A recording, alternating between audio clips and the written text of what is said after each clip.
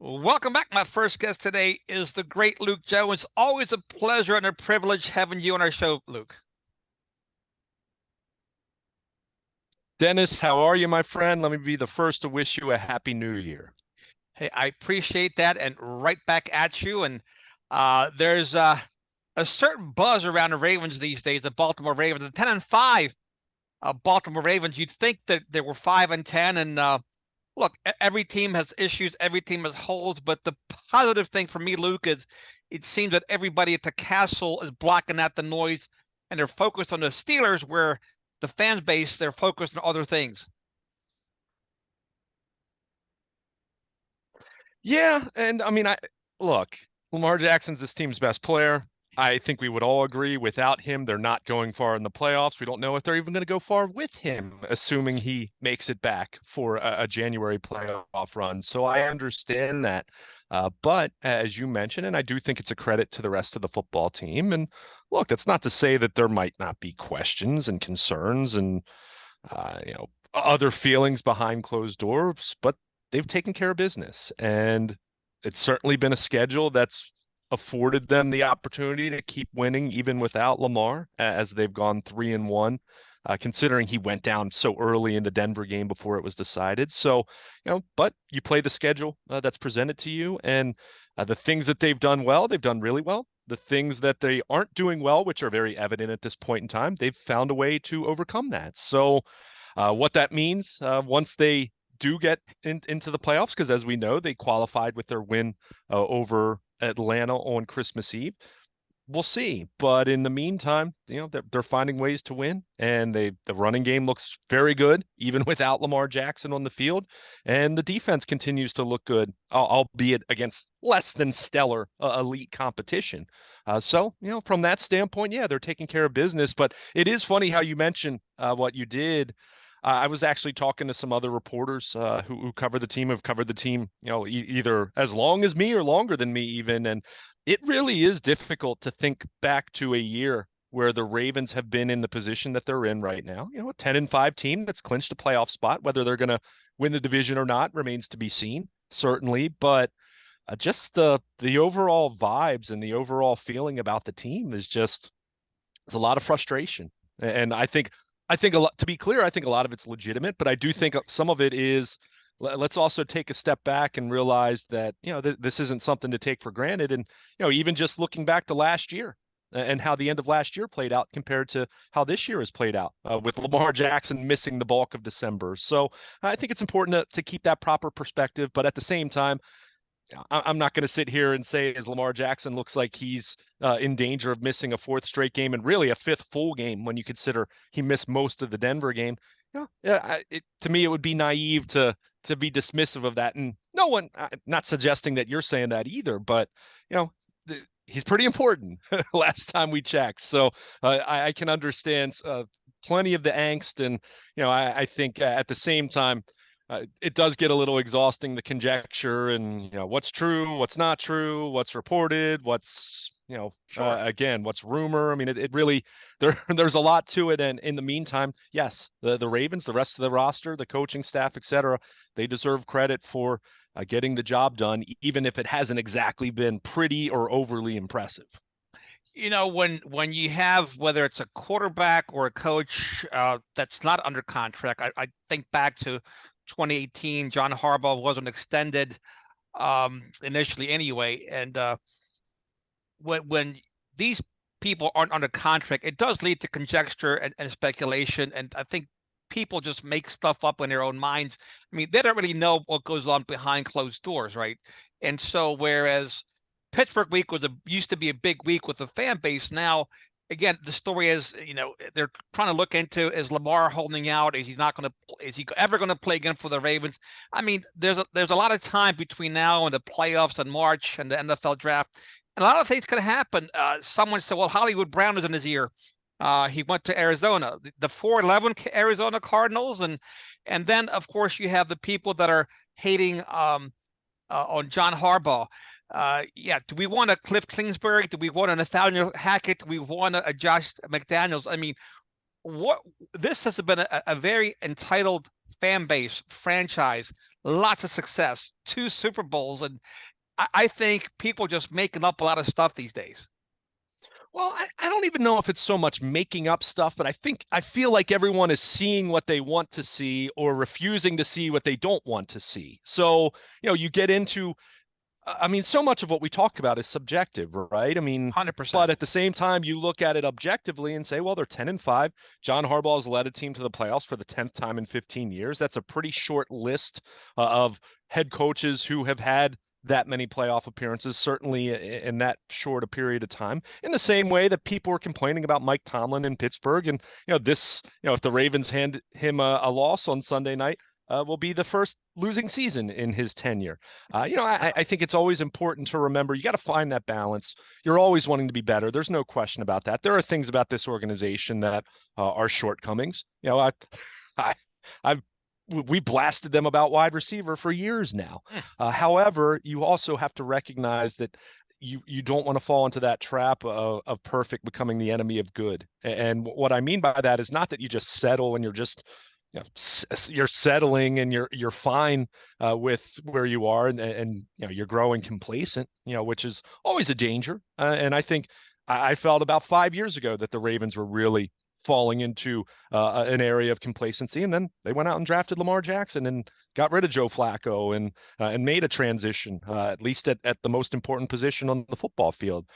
But I think whether you're talking about John Harbaugh, Lamar Jackson, even Greg Roman, and I say that as someone who has said in recent conversations with you that I do feel that the Greg Roman era has run its course, and I do feel that change will be warranted this offseason, regardless of what happens with Lamar Jackson and his contract. But in each of those cases, whenever you're talking about, okay, you want something to be better, how are you going to go about doing that, right? There might be a few individuals on this earth that, sure, I might take over John Harbaugh, but are you going to get that individual? Are you going to get one of them?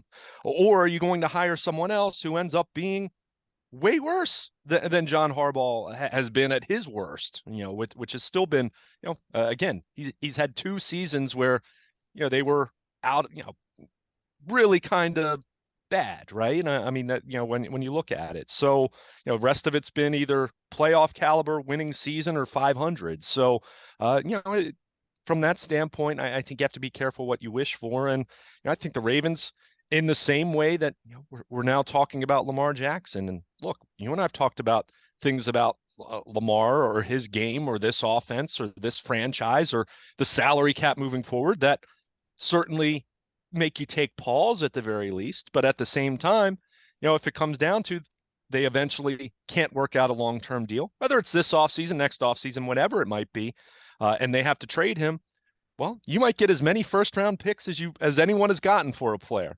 But if you miss on the quarterback and you draft the next Kyle Bowler or the next Zach Wilson, and Lamar Jackson goes somewhere else and thrives with a different offensive coordinator and a team that values the passing game a little bit more than the Ravens have here in Baltimore, you're not going to recover from that for a long time. I mean, that's going to be dubious. It's not quite the Red Sox selling off Babe Ruth. Let's be clear about that, but can certainly put you in a bad spot for the foreseeable future. So again, these are all the things you have to consider. And that's not to say that you just give Lamar a fully guaranteed deal, no questions asked either, or give John Harbaugh a lifetime contract, no questions asked either, or, go down the list, Eric DeCosta, whoever you want to talk about. I mean, ultimately some of the things we've talked about have been part of a widespread organizational philosophy, for better or for worse. So, from that standpoint, you do look at the macro, you look at the big picture, and yeah, there are elements of this that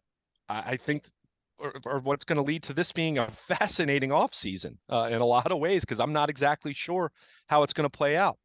However, in the meantime, you come back to the present and reality and put your feet on the grass for a moment and say, hey, they're 10-5. They've gone 3-1 without their franchise quarterback, and they've had some injuries at certain spots, which, again, all teams deal with that. You're never going to have a perfect bill of health, or very rarely will ever have that. But things could be a lot worse too. So let's just keep that in mind as well. So ultimately, go out and take care of business against Pittsburgh. If they do that, then regardless of what happens in that Monday night game between Cincinnati and Buffalo, they've got a chance to play to win the AFC North on in Week 18, January 8th. So, from that standpoint, you just have to keep reminding yourself that the other team tries too, and there's a lot that goes into this. And yeah, I don't think the Ravens are the best team in football. I don't think they're one of the 3 or 4 best teams in football, but they're also not 26th. So, let's keep that in mind in terms of trying to shape a proper perspective of where this is going long term, which I understand angst and concern, but also recognizing that they're still in a pretty good spot as it stands, as it relates to if you can get Lamar Jackson back and he's right physically and he's ready to roll and he can get on a roll as we've seen him do in the past, and I'm talking throwing the football, then, well, January becomes that much more interesting if that plays out. If he doesn't come back, or if he comes back a lesser version of himself, then yeah, they're probably not going to be in the playoffs very long. And that's going to be the reality for any team with their franchise quarterback missing, other than maybe San Francisco, who continues to look pretty good with a rookie quarterback, which I don't know, maybe Kyle Shanahan has found truly the offense that's kind of quarterback proofed, I guess. But again, that's a discussion for another day. And for the Ravens, it's really truly is trying to maintain as much focus as they can on taking care of a Pittsburgh team that, as we talked about a few weeks ago, has been playing better since their bye week. And I suspect at the very least you're going to see a motivated Pittsburgh defense that's not having any thoughts of wanting to be gashed with the run game in the same way they were in Pittsburgh a few weeks ago. No, I would agree with you, and I would expect nothing less from John Harbaugh and the Ravens player to say no more than we are focused on Pittsburgh, and rightfully so.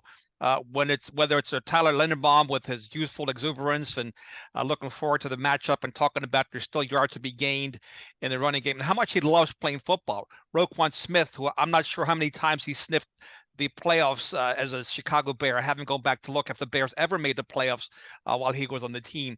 But it has to be exciting for him to be on his team, to have this opportunity to play in a slobber knocker of a game against the Steelers, looking to pin the first losing season on Mike Tomlin, right? And so they have a lot to play for.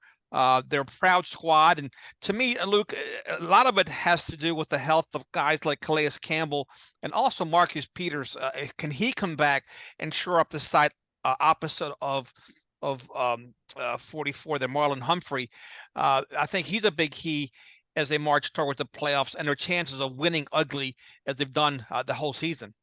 Yeah, no question about it. I mean, I think, whether you were talking about what happened against Atlanta and Marcus Peters, it's not as though Atlanta had a ton of weapons. We talked about it. Drake London could play for my team for sure. Phenomenal, but, right? You and I were salivating. We were projecting Drake London in the Ravens uniform and how much damage he could do. But again, just going back, I remember when the Detroit Lions used to draft the wide receiver with their first pick every year, and they missed on a bunch of guys until they got Megatron. Not suggesting the Ravens need to go down that route, but in the moment, in the present, again, the health of those two players, particularly Peters, as they march toward the playoff, looms big to me. And we haven't heard any updates. At least I haven't heard updates on Campbell and Peters' status. Yeah, and I mean, they didn't practice on Wednesday, so they're not practicing early in the week. These are guys who, especially with both of them having only missed one game at this point, if they can log some practice time this week, I think there's a chance. But I think you also want to be careful. Sure, Pittsburgh does have enough at wide receiver where not having Marcus Peters out there concerns you a little more than Atlanta did, because with Atlanta, it was as simple as Marlon Humphrey traveling with Drake London. He didn't the entire game, but he did for a large chunk of that game. And really, the Falcons, it was really Drake London and Algier at running back.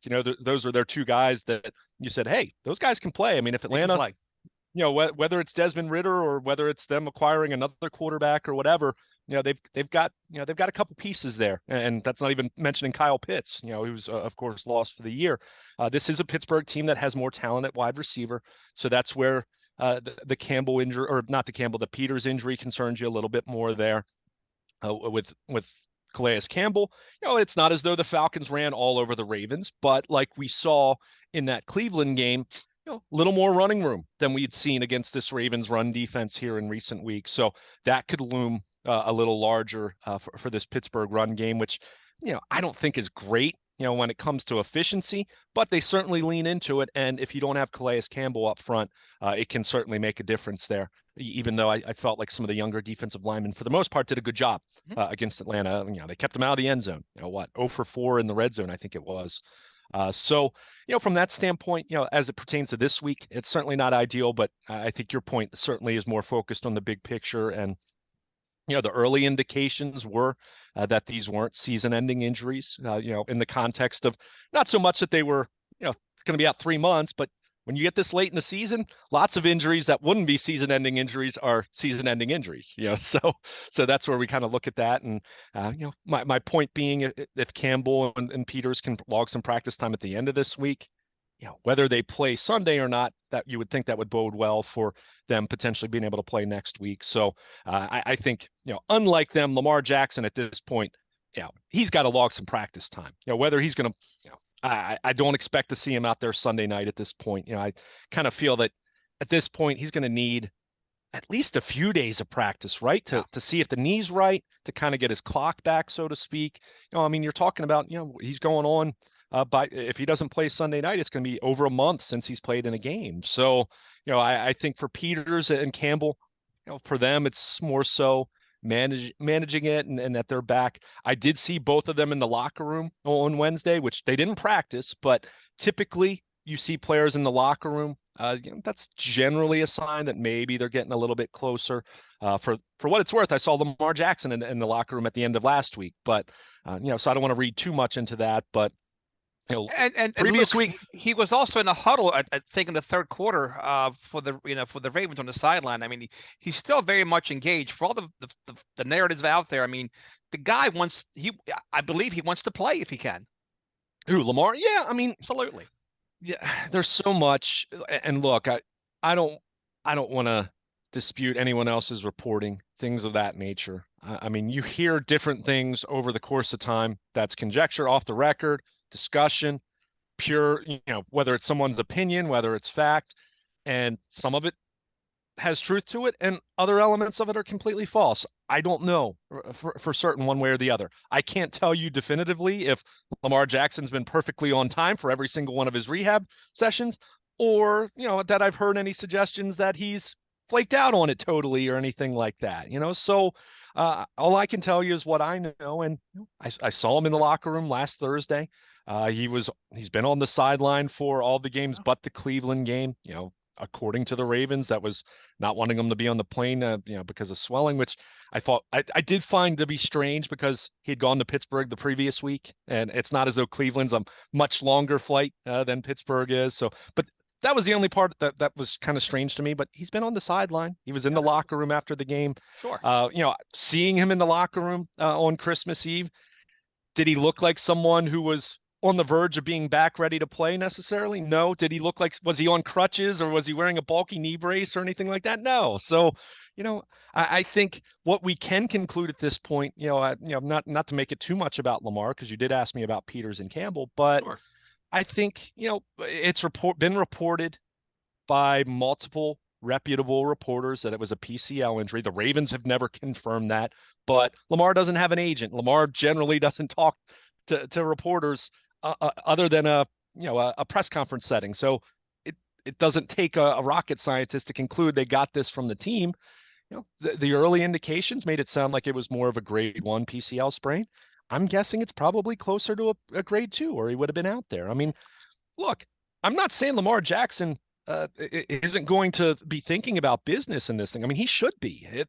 If he is really shaky with that knee, it would be a detriment to him. It'd be a detriment to the Ravens because they still need to protect their long-term investment here. Luke, I'm not to cut you off. I'm not suggesting that, but I got to draw a parallel between this year and last year. Last year, he had the ankle issue with against the Browns. He suffered right when he got tackled, and it was week to week, and of course, week to week turned into a season-ending injury.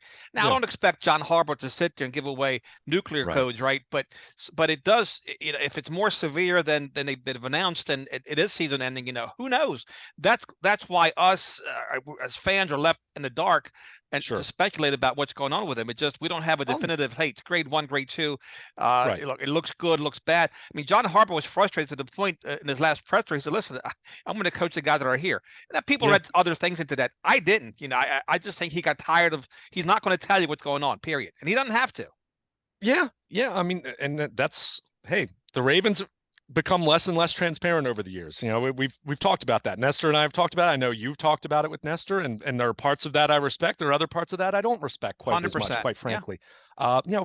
From this standpoint, look, are there other teams that have been as successful or more successful than the Ravens that show a little more transparency when it comes to injuries? Sure. Could they be a little more transparent about it?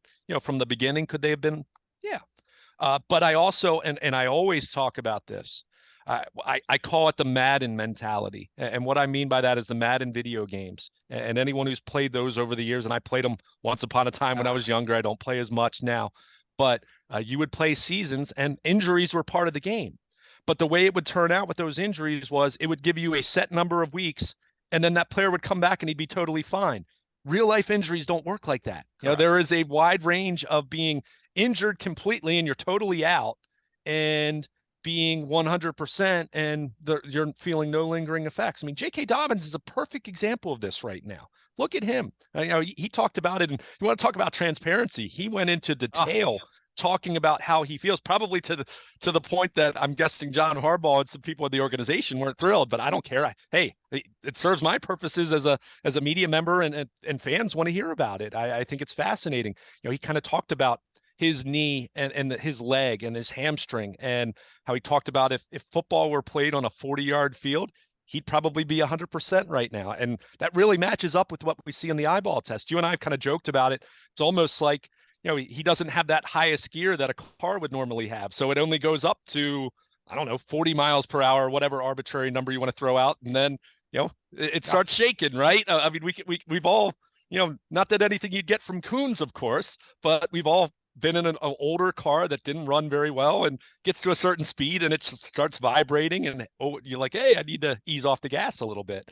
I kind of feel like that's where J.K. Dobbins is. But my point, not to get too far off track here, my point with Lamar is, grade 1, grade 2, there's subjectivity when you get into that area where, well, if it's grade 1 on the early end, he might be back in 2 or 3 weeks. If it's, a little more severe than we think, it's going to be on the longer end. We've said all along, Lamar Jackson, with his mobility and what he means for this offense, and not even mentioning the business side, which has to be a consideration here if you're him. And that's not suggesting that he's not going to play. I don't know. I haven't talked to Lamar other than waving hello to him in the locker room last week at one point. But there's that. And even from the Ravens perspective, whether you want to sign him long-term, whether you have designs on eventually tagging and trading him, and again, whatever outcome you want to throw out there, they have long-term value interest in him as well. So, it really, I've said this all along. I wrote this 2 days after the injury occurred. It is not in anyone's best interest for Lamar Jackson to rush back. Right. Now, I'm like you. I'd rather have Snoop Huntley at 100% than Lamar Jackson at 50% or 75% for all the reasons you just stated. To me, as an analyst, as a fan, as someone who loves the organization, who loves Lamar Jackson, I want the best thing for him, and I would rather have him at 100%, nothing less than that. Well, I will say I'll beg to differ on maybe if it's a little less than that when you get to a point where, okay, but we're talking about his knee, though. We're not talking about his finger. It's sure. No, but difference. I don't want him out there on a gimpy knee. Put it to you that way. Right. Well, sure. And I'm not suggesting a gimpy knee, but if I'm saying, if there's a scenario where, okay, he's not going to be 100% the rest of the year, and that could be the case. I don't know that. I'm just throwing that out there as the hypothetical. But if he's rehabbed and recovered to a point where he's at 95% and at very minimal risk for a setback, I would agree with that. Sure. Yeah, and if you're talking that's wild card week, again, all this is conjecture at this point. I just don't want him limping out there. It's my point. I just don't want the guy limping out there, protecting his knee, and then all of a sudden you're holding your breath. It's like the Tua situation in Miami. I mean, I would shelve that young man for the year. It's enough is enough. You know what? There's no point in him to continue playing this year. I mean, here's the perfect example. I mean, I think back to years ago when Phillip Rivers had the knee injury. Well, I believe it was an ACL, partially torn ACL, something like that. But he was very much injured, and he slapped a knee brace on it, and he played, and he actually played fairly played well. He did. At the time. However, Phillip Rivers is a pocket passer. Was even when he's 100% healthy, was a pocket passer. Lamar Jackson, whether he could theoretically play more from the pocket or not, this roster is not constructed to do that because they've got a substandard bottom three of the league wide receiver group at this point in time. So that doesn't make any sense from that standpoint. So that's why I've said all along, whatever whether 1 to 3 weeks, which I think NFL Network put out there. And again, I don't think Ian Rappaport made that up. I'm guessing he got that from someone with the Ravens, and whoever gave that to him was probably trying to be more optimistic. And well, it's come in on the longer range of that. And maybe it was closer to being a little more of a grade 2 sprain than a grade 1. Look, I don't know that any of this for sure. Maybe if you want to be as cynical as you can be, maybe there is way more going on behind closed doors. Maybe Lamar is making way more of a business decision than I think the most optimistic would like to be. We don't know that for right now. But the point is, there's a wide range here. And anytime you're talking about injuries, there's more subjectivity, there's more wiggle room, there's more at work here. There is. I mean, it's J.K. not. Dobbins, you mentioned J.K. Dobbins, Luke. Perfect example. He came back too early, right? They had to go back in there, clean up, and eat more. He came back on his own volition against doctor's orders. He was chomping at the bit to get back, and to his detriment. He did, but I would even I'd take it a step further, Dennis. He was the one who elected to have his knee scoped. There were people even within the organization who kind of figured, hey, you just got to kind of let this play out from a long-term standpoint of you're not going to be perfectly right. He wanted to force the issue, and not that the Ravens acquiesced. I think there are always choices to be made. Michael Pierce, here's a great example. Injured in week 3, torn biceps. Could he have tried to play through that? He could have. Now, who knows what his effectiveness would have been? He could have been a shell of what he was, and then 3 weeks later would have decided, I need to have the surgery. Rashad Bateman had the Liz Frank injury, tried to play through it, took a few weeks off, came back, wasn't right, had a little bit of a setback, elected to have surgery. There are always decisions to be made here. It is not, again, this is where I say that this is not like a Madden video game where, so-and-so has this injury, 6 weeks on the shelf, comes back, and then he's like good as new. It's not as though J.K. Dobbins was just put in a, in some kind of like a retirement facility for 13 months and hey, you do your time like it's a jail cell or something. You do your time and then your knees magically. There's a lot of work that goes into it. A lot of hard work. There are a lot of twists and turns with all of this. So, and again, I'm not trying to be dramatic about it. I mean, I didn't think Lamar Jackson suffered a catastrophic injury. I don't think he did. I still. But we hope not. I mean, you and I saw Bo Jackson go down against the Bengals on a normal tackle, never realizing that his hip was going to go like that and he would never play again, right? So you never know. An injury is an injury. It doesn't have to be dramatic or it doesn't have to appear catastrophic in order for it to be. And God forbid this was a catastrophic injury for Lamar Jackson.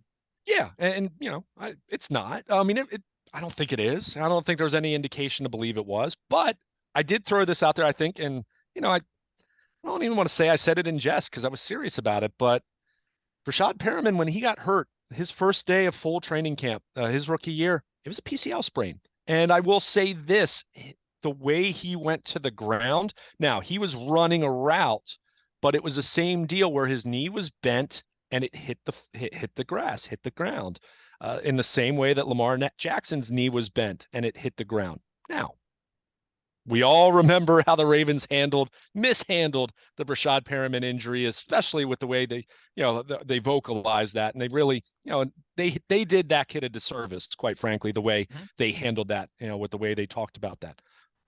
Again, I'm getting off track here, but the point is PCL injuries can be tricky, and it's way trickier for someone like Lamar Jackson or a Justin Fields or a Jalen Hurts or a Steve Young in his prime or any quarterback that mobility is a big part of what they do. For a quarterback like a Phillip Rivers, as I mentioned, or a Tom Brady, or a Peyton 100%. Manning, yep, you're right. They can probably they might not miss any time. They can slap a brace on it and hey, that two times a game they might take off for 2 yards. Maybe it becomes 0 or 1, but clearly that's not a part of their game. When it is a part of your game as a quarterback, then yeah, you got to be more mindful about it. And again, the contract, I'm not saying it is a factor that's impacting the timetable, but how could it not be at least a consideration? Whether Lamar's going to say it is or not, whether the team's going to say it is or not, that has to be part of the equation here. I mean, it just has to be. In the same way that we were kind of wondering if Lamar Jackson truly wanted a fully guaranteed deal, why didn't he hold out during training camp? If he was 100%, hell bent on that. So 100%. Yeah. you can like it or not. And again, we don't really know the truth. Will we ever find out the truth? I don't know. Maybe we will after the fact, regardless of how this plays out. But in the meantime, I can't sit here and say that I'm completely shocked that he's not ready to play yet. And, I can't say that I know all the details, but at the same time, that doesn't mean that it's this massive conspiracy either. As is usually the case with these things, and it's kind of a cop out to say it, but it's the truth. The truth falls somewhere in the middle between this being a situation where Lamar Jackson is, quote, checked out or anything like that. Or, at the same time, if it's, that is a catastrophic injury. It could be somewhere in between there. And, whether he sees the practice field later this week or next week, or maybe he doesn't come back and play. Maybe this turns out to be something that ends up being a more serious grade 2 than a grade 1, and he's a slow healer or whatever. I mean, we saw with the ankle, it took him a while. So, it kind of is what it is. And again, I understand frustrated. Believe me, I cover the team. It's my livelihood. You think I'm not frustrated by not having a better picture of Sure. where they are with this right now? I certainly am. But the Ravens operate in the way they do, and they're not terribly transparent. And I understand it to a point. Are there some things I feel they could be a little more transparent and not be detrimental to the outcome of the games on Sunday and where they are as a football team? Yeah. I mean, I think at some point there's competitive balance and a competitive edge and just being paranoid. And I think the Ravens border on being paranoid in certain situations. But I also get that they're not just going to spell out detail by detail, minute by minute updates. And when that's the case, it's going to leave fans and outsiders to talk about it. And some of it's going to be productive, constructive talk and debate, and some of it's going to be ridiculous noise and stuff that borders putting on a tinfoil hat. How about that? That's great analysis as always, Luke. To me, we're rolling back the year 2000, light though 2.0. The defense certainly isn't going to be confused with that one, but we're talking about Tyler Huntley in the role of Trent Dilfer, right? We're talking J.K. Dobbins and Gus Edwards in the role of Jamal Lewis. And Huntley has to become a game manager. And for all the fans that said, you know what, why did they move the game against the Steelers to Sunday night? I'm looking forward to the matchup, right? It's not Joe Flacco against Ben Roethlisberger, but it's Tyler Huntley against Kenny Pickett, but it's still the Steelers and the Ravens. It's going to be a man's game, a slobber knocker of a game that prepares the Ravens for the playoffs, if not the Steelers for the playoffs, right? This is December football, what we live for.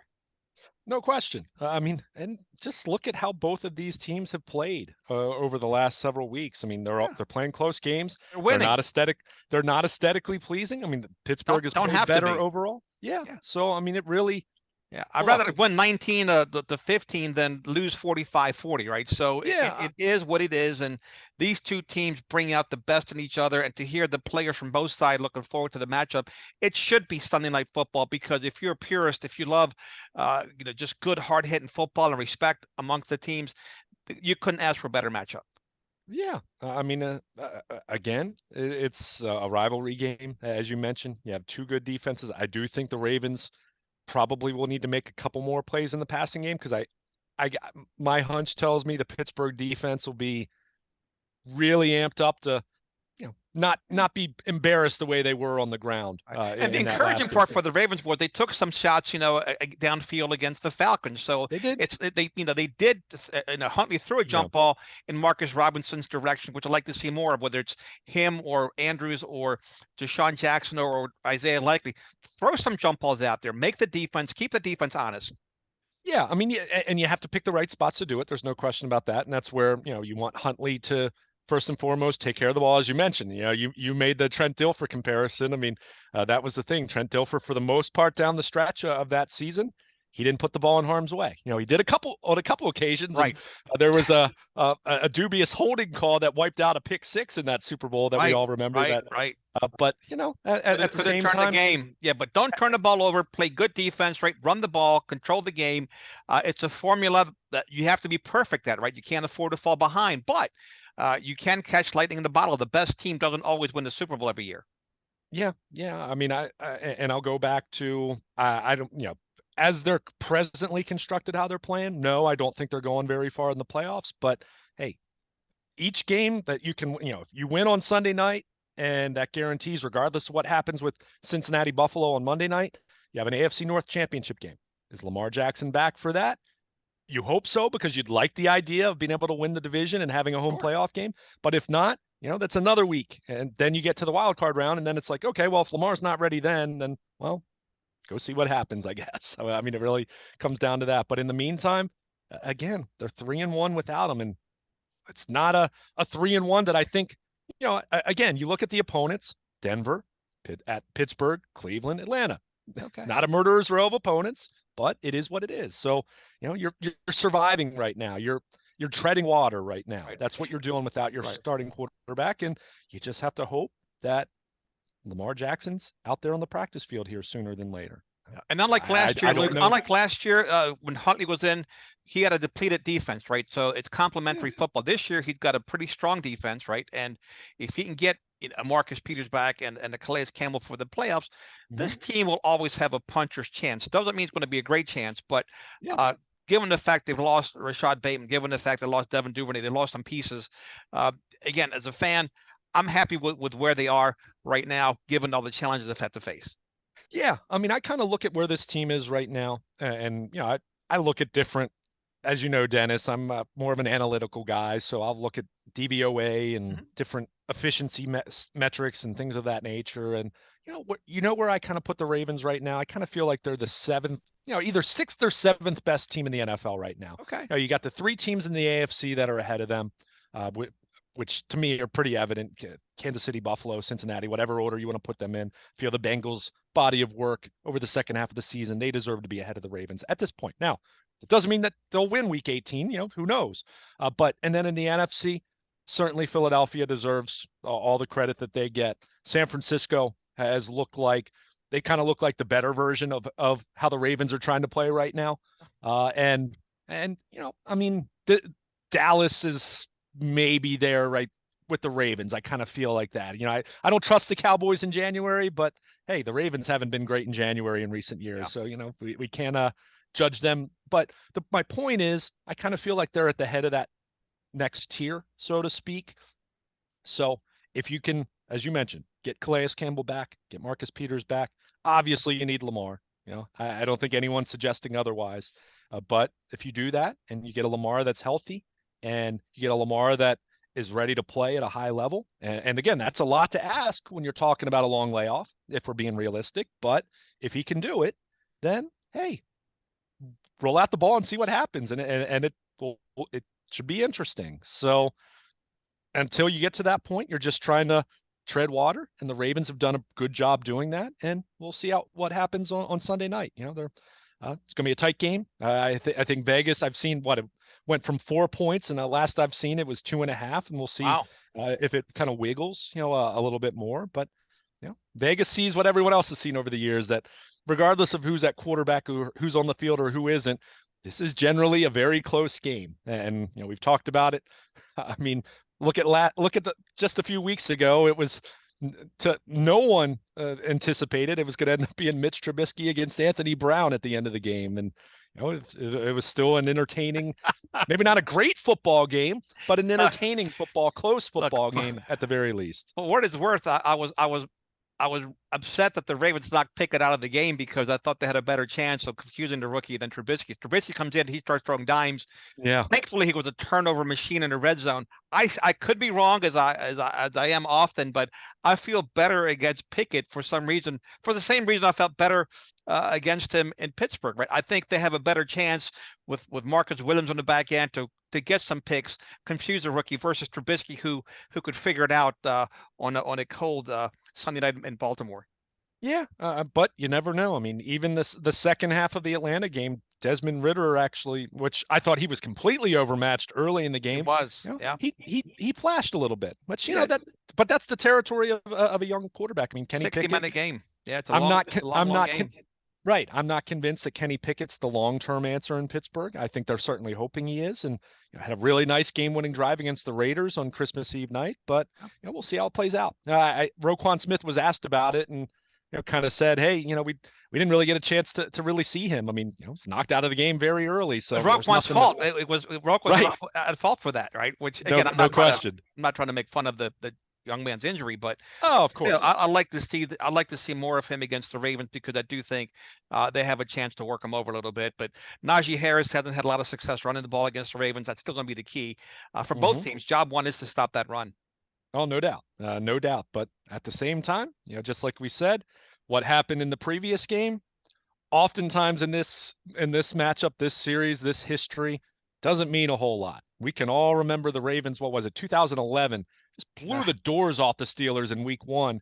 And then when they went to Heinz Field, what was it, November, I guess it was, Different we story. remember what that game was, and Joe Flacco threw the game-winning touchdown to Torrey Smith, and how tight that game was compared to how lopsided it was early in the year. So you never really know, and that's what makes this fun. That's what makes it a true Oh, rivalry game. Roquan Smith was asked about it, leading up to the first game, and he kind of compared it to Packers Bears, and he said, "Well, we never won against the Packers, so well, that's where this is different." So yeah, the Ravens had he's also going to lost 4 straight at try that to. point too against the Yeah, Steelers. exactly. So, that's the thing. You'll see, but that's the extent of it, right? It'll be a stretch of maybe one team wins 3 or 4 in a row, but then it goes right back to being toe to toe, back and forth, lots of splits, lots of, one team winning on the other team's turf. I mean, that happens quite often in this series, and it's what makes it a great rivalry, even if it doesn't have the same juice and buzz that it did 10, 15 years ago with so many Hall of Famers on either side of the ball. Well, I will certainly be there, Luke. God willing. I was not happy the game was switched to Sunday night. I'm usually in bed at 9 o'clock at my advancing age, so I have to take a power nap at some point during Sunday. But I plan on being out there screaming my lungs out for the home team.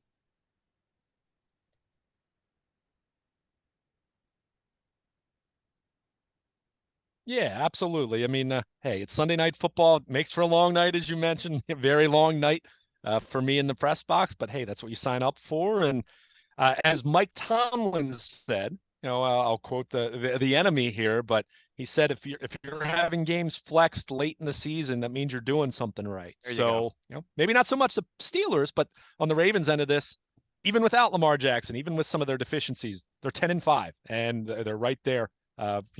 In the playoffs and trying to do better than that. Great stuff as always, Luke. I certainly appreciate your time and your wisdom, your insight, and your thoughts. Please tell our listeners where they can find you on WNST, Baltimore Positive, your blog, and all the other great things that you do. Absolutely. I encourage everyone to follow us on Twitter at WNST. You can follow me personally at Baltimore Luke. Check out my blog at BaltimorePositive.com, sponsored by Coons Ford of Baltimore. You want to be on the WNST Baltimore Positive text service, sponsored by Coons Ford of Baltimore. Final injury report, updates on Lamar Jackson, Marcus Peters, Calais Campbell, game day inactives, in-game injury updates, notable roster moves, any significant local sports news sent directly to your mobile device via the WNST Baltimore Positive text service, sponsored by Coons Ford of Baltimore. And of course, anything on AM 1570 with Nestor. Ravens players and coaches interviews. Check out all of that at BaltimorePositive.com. All right, my friend. Wishing you and yours a very happy new year, and hopefully we'll celebrate it with the Ravens victory Sunday night. Absolutely. And next week, we'll either be talking about an AFC North championship game, or we'll be talking about whether the Ravens should be resting their starters in week 18. I mean, those are kind of the two scenarios, but they can ensure it being the former if they win on Sunday night against the Steelers. So they get a win. They know that week 18 is for all the marbles in the AFC North. And considering you've lost Lamar Jackson for all of December, you can't ask for much more than that, if we're being honest. And also considering just how good the Bengals have been over the second half of the season. So we'll see what happens on Sunday night, and we'll adjust from there accordingly. For our sake, Luke, I hope they're not resting their starters. I hope everybody's out there, all hands on deck. Absolutely. That sounds good to me. Who knows? Could be Sunday night football once again under that scenario. Oh, here we go again. All right. Luke, happy New Year to you. We'll talk to you next week. Sounds good, Dennis. Happy New Year. Be well. Wishing the best to you and your family. You as well, Luke. There he goes, Luke Jones here at 1570 AM WNST. We'll take a quick break and come back right after this.